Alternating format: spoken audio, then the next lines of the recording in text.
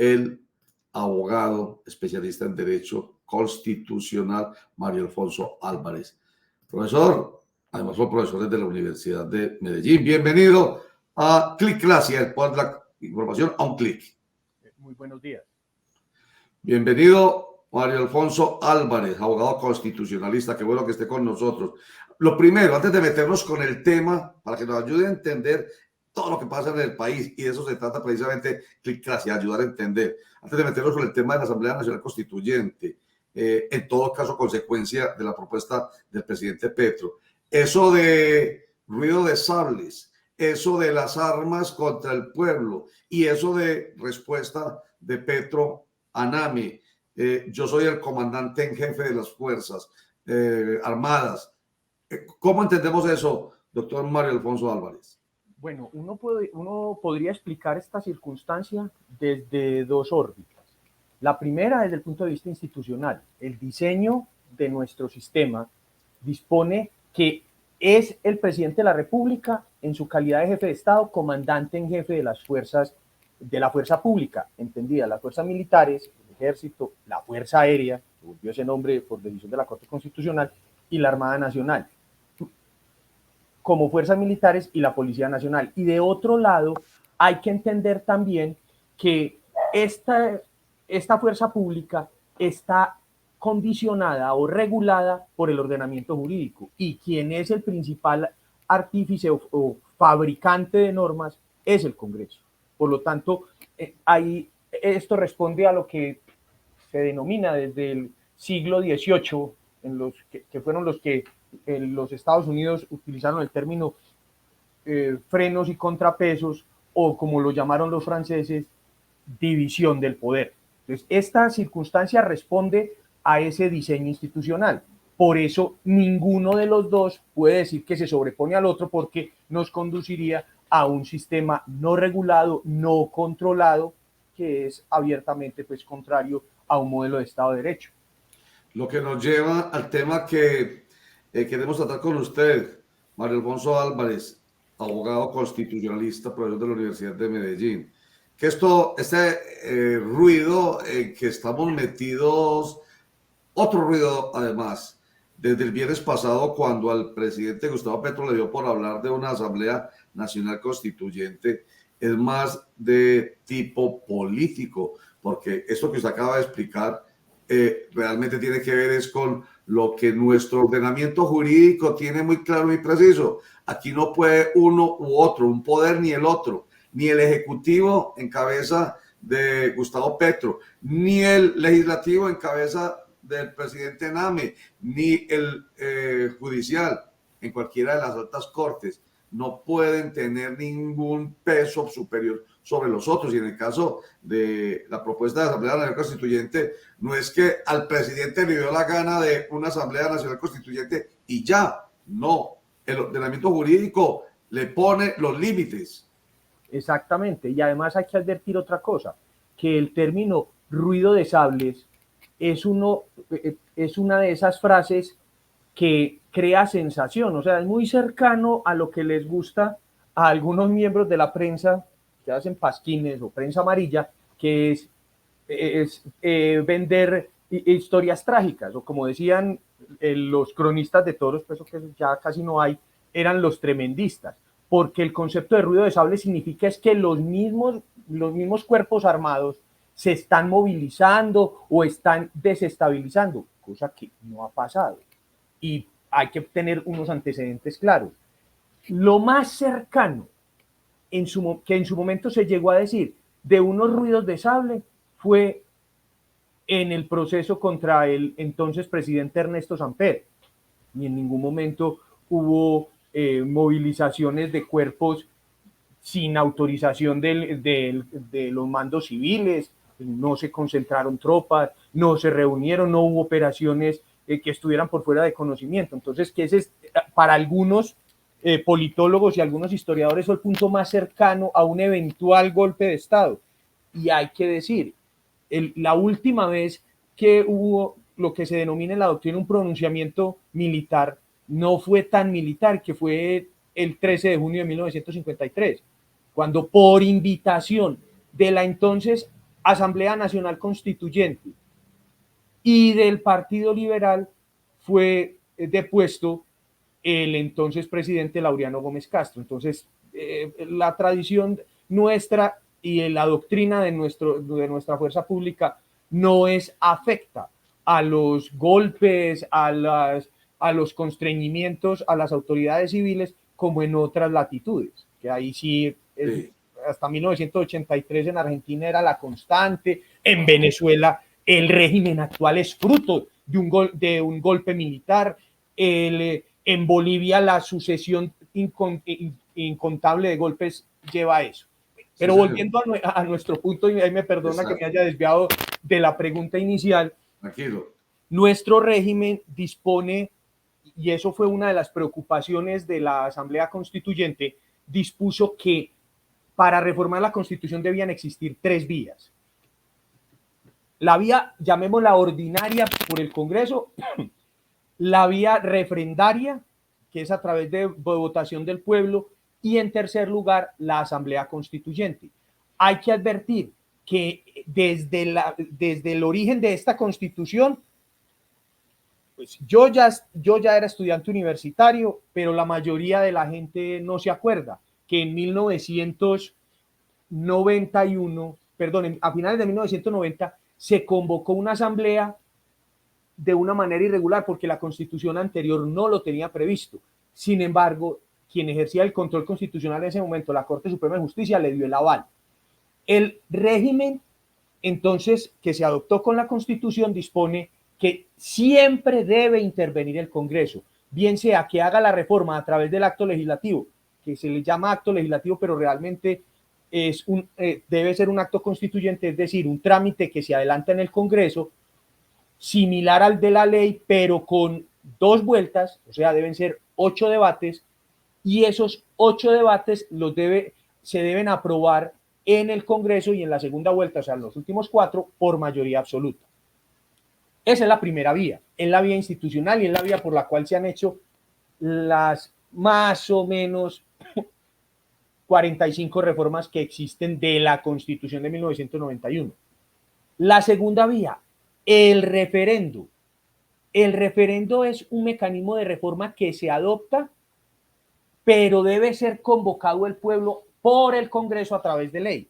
Y el único referendo que se ha presentado en nuestra historia de la vigencia de esta Constitución fue el del año 2003, cuando el entonces presidente Álvaro Uribe Vélez convoca a través de un trámite en el Congreso a referendo y el pueblo vota. En ese momento, ya pues yo ya era profesor de la universidad, además me tocó ser jurado de elecciones en ese momento, y ese referendo de 17 preguntas que estaban previstas, solo se aprobó una por el umbral que exige, que es el punto más complejo a considerar.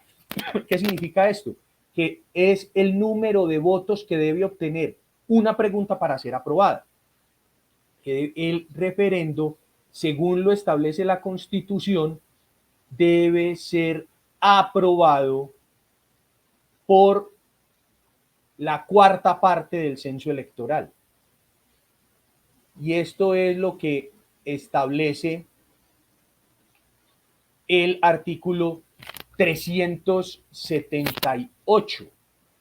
Requiere una participación de la 4ª parte y a su vez que de esa 4ª parte del censo vote la mitad más 1. O sea que en términos simples estaríamos hablando de una 8ª parte del censo. Hay que advertir que en ese momento de las 17 preguntas solo fue aprobada una. Y esta pregunta era la que se refería a la prohibición de permitirle a quienes hayan sido condenados por delitos contra el patrimonio del Estado y modificó el artículo 122 endureciendo el régimen. Posteriormente, lo que se intentó en el gobierno de Santos no fue un referéndum, fue un plebiscito, que era una consulta. Con todas las discusiones, y no vamos a decir pues que una frase muy famosa es que eso fue el plebiscito del conejo, el engaño, pero no obtuvo la votación. La tercera vía que está prevista es la Asamblea Constituyente. Esta asamblea tiene una connotación muy importante. ¿Por qué?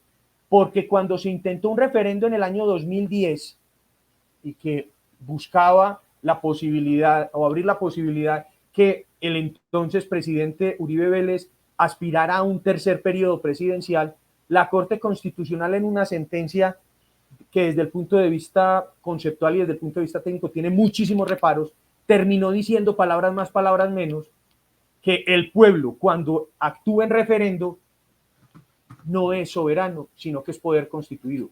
Eso significa que tiene incluso los mismos límites y que el único cuerpo con poder constituyente puro es la Asamblea Constituyente. Eso fue lo que se dijo. Sí. Entonces, ¿dónde está el problema? Que el régimen que exige la Asamblea Constituyente demanda que vote por lo menos la tercera parte del censo electoral. Venga, profe, venga, en aras de la claridad, espérate un momentico, páralo ahí. Entonces, usted lo que nos acaba de decir, todo lo que acaba de contar, tiene que ver es con la reforma a la Constitución. Sí, tres vías, ¿cierto? Acto legislativo, referendo, asamblea. Referendo y asamblea. Y el referendo, cuando me mencionó lo del plebiscito, para claridad de nuestros internados de electores, estamos hablando de uno de 7 mecanismos democráticos de participación. Uno el referendo aquí, para el caso de cambio de constitución es referendo, no plebiscito. Es que el plebiscito es otro mecanismo que fue el que se utilizó durante el gobierno de Juan Manuel Santos para que la gente dijera sí o no está de acuerdo con la paz. Es que ahí está la diferencia entre el referendo y el plebiscito. Sí. Ambos son consultas al pueblo como soberano. La diferencia es que el referendo cambia normas. En cambio, el plebiscito le hace una pregunta de tipo político. Lo que pasa es que en el de Santos, como muchas de las cosas de su gobierno, tenía vías sinuosas, porque a través de una consulta política terminaba haciendo un cambio normativo. Muy bien. Eso es un plebiscito, que no es el caso. Perfecto. Entonces, el referendo es para cambiar normas. Muy bien. Y es el referendo, que es una de las vías, otra vez, el acto legislativo, el referendo y la constituyente, la Asamblea Nacional Constituyente. Hasta ahí claro. Ahora, eso fue lo que propuso, para que volvamos a encarrilarnos y nos quede muy claro, eso fue lo que propuso el presidente Gustavo Petro. Una de las 3 vías para cambiar la Constitución. Listo. Ahora entonces vamos hacia allá. No es tampoco tan fácil simplemente llegar a una Asamblea Nacional Constituyente. Exactamente. Es que el problema de la Asamblea como está concebida es que tiene unos requisitos muy altos, unos estándares muy altos para que se pueda convocar. La Constitución misma, y esta vez en el artículo 378, establece que para que se convoque una asamblea, primero, debe hacerlo el Congreso a través de una ley. Y entonces miren que aquí ya hay un problema desde el punto de vista político, operativo, muy serio. ¿Por qué razón? Porque esta ley de convocatoria de asamblea requiere mayoría absoluta de los miembros. Entonces, si estamos hablando del trámite en el Congreso, debe iniciar en la Comisión Primera del Senado, que en este momento tiene 19 miembros por ley, más uno que es el perdedor de las elecciones presidenciales, bueno, que en este caso no hay porque fue Rodolfo Hernández, y además está también uno de los miembros de las FARC. ¿Verdad? Ya no son las FARC, son el Partido Común, pero los desmovilizados. Entonces estamos hablando de 20 miembros y se tiene que aprobar por mayoría absoluta. Significa en términos prácticos de 11 votos. Luego vamos al Pleno del Senado. El Pleno del Senado está compuesto por inicialmente 100 congresistas y además hay que sumarle el perdedor, que en este caso no está, y 5 congresistas más, que son consecuencia, este es el último periodo que está previsto hasta este momento, de los miembros del antiguo partido de las FARC. Entonces, estamos hablando de 105. La mitad más uno de 105, ¿cuánto es? Estamos hablando de 58. Y por aproximación serían 59 miembros. Y digamos cuánto es el trámite en la Cámara, que la Cámara tiene en este momento 172 miembros y son 20, si no estoy mal, son 25 miembros en la comisión primera de la Cámara. Entonces vámonos ya a términos político-operativos. Si el gobierno no ha logrado obtener 8 votos para aprobar una reforma de rango legal como es la reforma a la salud, ya se imaginan ustedes el trabajo que tendría que hacer para obtener por lo menos esos 56 o esos 88 en la Cámara. Y ahí solo vamos en la primera parte del trámite, que es la ley que aprueba la convocatoria. Esa ley después debe pasar a la Corte Constitucional, quien analiza lo que se quiere reformar, el término de convocatoria, las condiciones, los requisitos de los candidatos, el tiempo de la elección, y después de eso, ahí sí se convoca la elección. Y viene el otro problema, porque debe participar la tercera parte del censo. En este momento, según los datos de la registraduría, el censo electoral está compuesto por 40.292.068 personas. Y la tercera parte que requeriría para que fuera válida es una votación de 12 millones. Advirtamos, Gustavo Petro fue elegido presidente de la República con 11.281.000. Y si se requieren una participación de 12.087.000, estamos hablando que debe participar incluso 1 millón de personas más para que pueda ser válida. Y los términos políticos en este momento no llevan a sugerir que la participación de estos llegue a ese punto. Además, son 12 millones votando a favor de la Asamblea, no solo participando. Y los resultados de las elecciones de octubre. Entonces, el gobierno y sus partidarios tampoco obtuvieron esa votación, sufrieron una derrota estruendosa. Abogado, yo tengo una pregunta porque según el panorama que usted nos da frente a todo lo que tiene que pasar para una Asamblea Nacional Constituyente, es decir, es una propuesta que nace muerta y hoy nos estamos desgastando en el país frente a una propuesta del presidente Gustavo Petro que, como vemos, no es difícil, es casi imposible que se le apruebe al presidente Gustavo Petro. A Gustavo Petro sí, por la coyuntura. Piensen en esto.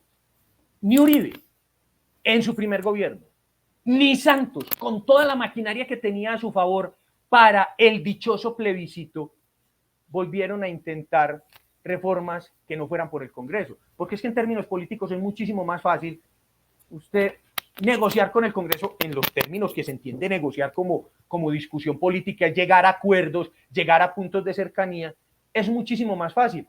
Por esa razón, ni los plebiscitos, ni los referendos, y en este caso ni la Asamblea. Y hay que advertir otra cosa, que la Asamblea, una vez que se convoque, es poder constituyente puro y puede tocar cualquier cosa. Por eso el recelo de algunos sectores políticos cuando dicen, no, es que si se convoca una asamblea puede hablar de periodo presidencial, puede hablar de cambio del modelo político, puede hablar de cambio del modelo económico. Incluso en términos de cálculo sería una herramienta demasiado peligrosa para el mismo gobierno. ¿Por qué? Volvamos al caso. Mis alumnos me dicen que a mí me gusta demasiado la historia, pero yo estoy convencido, y si estoy hablando de derecho político, no hay situaciones asépticas que están alejadas de la coyuntura. Volvamos al caso del año 53. En ese momento el gobierno conservador de Laureano Gómez había convocado una asamblea. Bueno, volvió Ospina y fue en el gobierno de Laureano que se instaló. Esa asamblea era controlada íntegramente por el Partido Conservador y esa asamblea fue la que declaró vacante la presidencia de la República y nombró presidente constitucional al general Gustavo Rojas Pinilla. Entonces, ese es otro riesgo.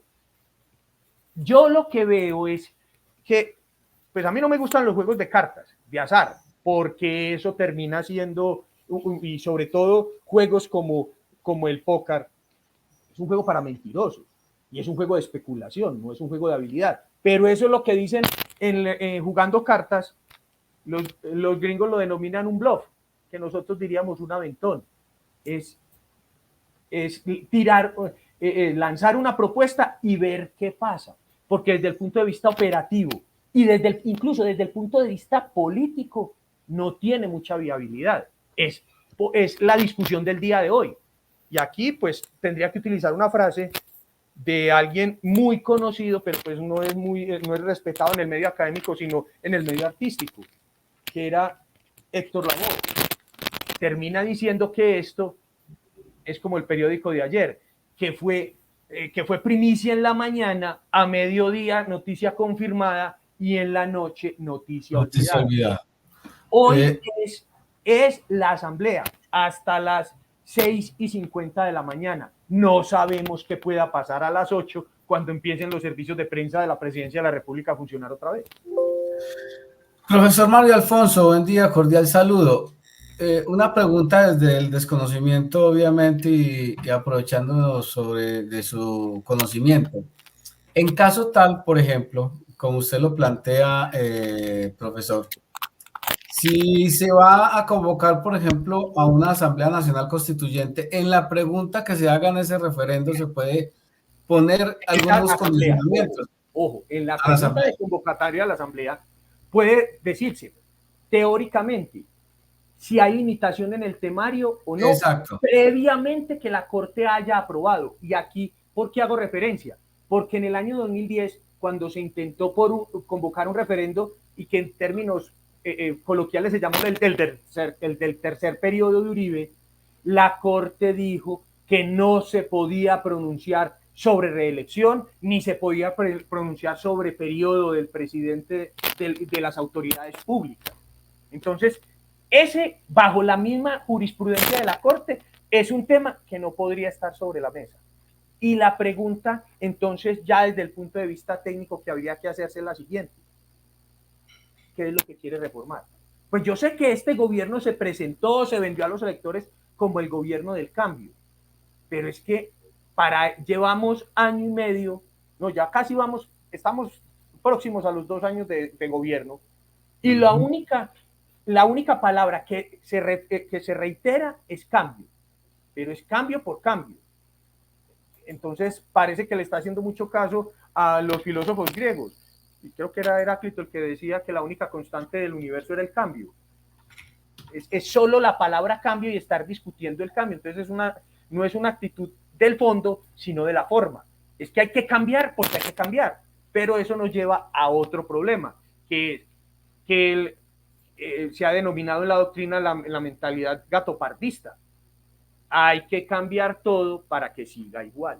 Y eso es una maniobra de estar vendiendo reformas y no ejecutando el régimen que está previsto, sino estar discutiendo, es que la reforma, es que el cambio, es que el proyecto, es que lo mismo que ocurre con las discusiones de los grupos armados ilegales, es que es el proceso. No, y entonces es que es contrario al proceso, y entonces hubo proceso con el M19, hubo proceso con el EPL, hubo un primer proceso con el ELN, que fue la corriente de renovación socialista, y ahí aparecieron los Leones Valencia, los Gerardo Vegas y demás. Hubo proceso después con las FARC, ahora que sí, que el proceso con los narcotraficantes. Profesor Mario Alfonso.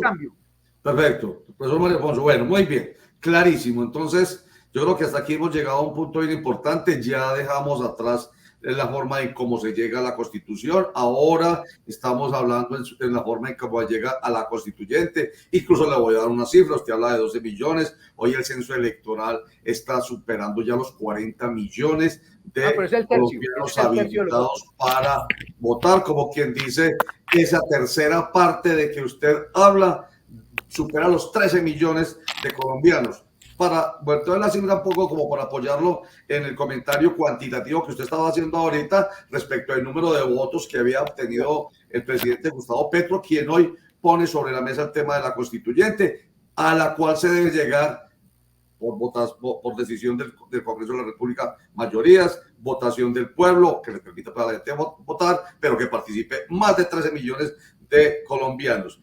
Doctor Mario Alfonso Álvarez, con todo este panorama que usted nos da, yo voy a ir al principio de esta conversación. Esto nos pone en dos situaciones muy sencillas en este país. Uno, la política, y la otra, la jurídica, que es la que usted está planteando. Constitucional y legalmente, el camino es largo y tortuoso. Es sinuoso, pero, mejor dicho, es pedregoso, no es tan fácil. Entonces, el tema es muy político. Oiga, ayer le escuchaba yo a un analista, un historiador, se llama Juan Carlos Flores, muy acertado me pareció. Usted me va a decir si sí o si no con todo este contexto. Decía Juan Carlos Flores que el presidente Gustavo Petro es experto en lanzar globos, que el presidente Gustavo Petro tiene a la oposición, a los grupos y partidos y movimientos independientes y a los medios de comunicación como hámster pedaleando en las jaulitas de los hámster. ¿Las conoce? ¿Las conocemos? Claro, sí, claro. Los tiene en esas. Me gustó más incluso, como a los perritos que uno le lanza la pelotica y van por la pelotica y le traen la pelotica y no se la vuelve a lanzar. Hombre, por lo que yo estoy entendiéndole a usted, así es. El historiador y analista Juan Carlos Flores tiene toda la razón. Tiene el presidente Gustavo Petro al país corriendo detrás de la pelotica que él les tira. Pero es que el problema, bueno, hay que advertir que Juan Carlos Flores fue por mucho tiempo concejal de Bogotá y él fue uno de los principales detractores y opositores de Petro en su alcaldía. Sí. Pero utilizando el símil que usted plantea, yo no veo que tire la pelota, es que la pelota la tira y él se va con ella y toda su maquinaria también se va con ella. O sea, yo lo que veo es que esto es como las escaleras sin fin, porque lo único que quieren moverse permanentemente es estar en una discusión y es cuál es el tema del día. O sea, como era el titular de cualquier noticiero, el encabezado. El tema del día de hoy es este. Y hay un problema muy serio y es que el tema del día siempre lo tiene que poner el gobierno. Así las consecuencias de ese tema del día no se vean tan claramente. O sea, yo veo desde los términos más fríos y más calculadores, yo no veo hablar de mesura y de cálculo ni siquiera en el mismo gobierno, porque propone todos los días una cosa distinta y no mide las consecuencias de lo que está proponiendo. Sí, ahí es precisamente, profesor, ahí es precisamente que nos ubicamos en esa figura muy llamativa, es poner, mejor dicho, lanzar globos, 3 figuras, la del hámster, la del perrito detrás de la pelota, las dos me pegan perfectamente, y esto es opinión, pero es una opinión con base precisamente en argumentos muy sólidos que usted nos está entregando. ¿Cierto? Porque todo lo que se acaba de plantear desde el punto de vista jurídico, vuelvo a emplear el calificativo, hace que el camino sea tortuoso, largo y sinuoso hacia una constituyente. O sea, están ladrándole, mira que estoy lleno de calificativos, ladrándole a la luna, porque no hay más, o sea, dejen que corra, pero todos los días el presidente, oiga, el presidente de la República, puede que le cambie aquí de tercio un momentico, pero el presidente de la República, que siempre pone la agenda informativa, como todos los presidentes, pues tiene una característica especial, y es que les pone la agenda informativa en la mesa a los medios de comunicación, y la mayoría aprovechan esa agenda informativa para, precisamente como si fueran el mismo exconcejal de Bogotá, Juan Carlos Flores, detractores, a darle duro y a negar todo lo que tiene que ver con esta administración, la de Gustavo Petro. Yo me acuerdo precisamente una frase de un político curtido que era Carlos Lleras Restrepo, y decía que los políticos siempre tenían que estar en la escena, y por eso se utilizaba otra frase que no creo que fuera de Turbay.